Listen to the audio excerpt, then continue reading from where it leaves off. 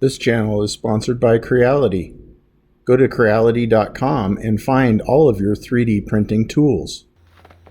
Hey everybody, welcome back. I am really sorry it's been so long.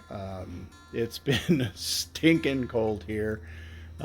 Basically freezing temperatures. Not only that, we've had sub-zero temperatures, still got snow on the ground.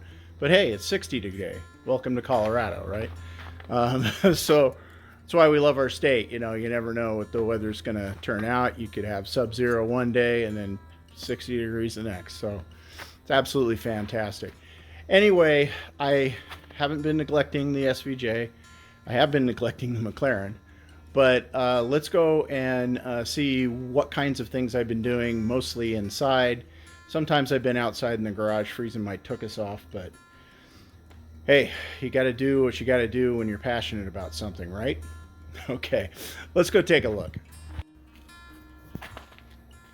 So, there's the SVJ. Nothing really much different other than it's even more dusty than it was. I have been working on the hood a bit, underside, cutting away some of the structure just to get it to fit. Luckily, the hood is very, very solid, so it's not gonna get flimsy on me. And I've pretty much reduced some of the weight, so, you know, win-win. Anyway, I'm working on getting the hood ready for these guys, which are the hood hinges. So I've got a nice set here. They are actual Lamborghini hinges for an SV or an SVJ. I've been working on getting this cowl here basically set up and mounted in so that we can continue with the hinges and other things that have to do with the hood.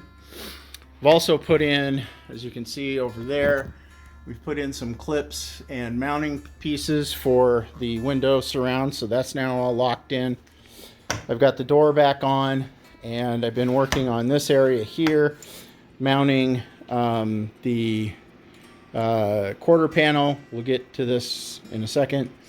Also, I finished doing the roof, so we got that all fiberglassed in. Still has obviously some way to go, as most of these panels do. We worked really hard on this guy here, which is the basically the threshold. So been fiberglassing that, fiberglassing the backside. We've had to modify it a little bit so that the door fits nice and snug. And then also worked on some structuring for mounting the B pillar here. So been doing a lot of work on that, getting that all ready. I've just finished mounting this guy and just finished mounting the quarter panel on this side. So we're going to get this fiberglassed in. What you're seeing here is I had to relieve some stresses in order to get things to match up and fit well while all of these things are bolted together.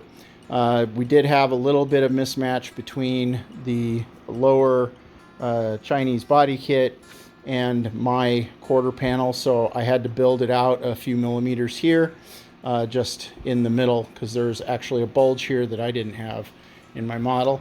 I've got my nice little heater here to try to keep this warm. It is 60 degrees, but the epoxy likes it a little warmer to cure properly.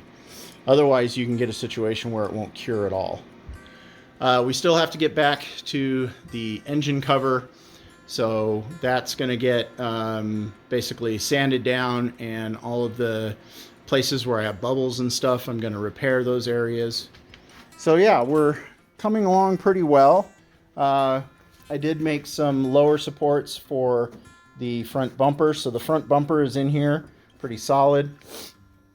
So basically that's what we've been doing, is going around and bolting everything together so that we can bolt it and unbolt it, and then eventually get this thing ready to start doing the body work.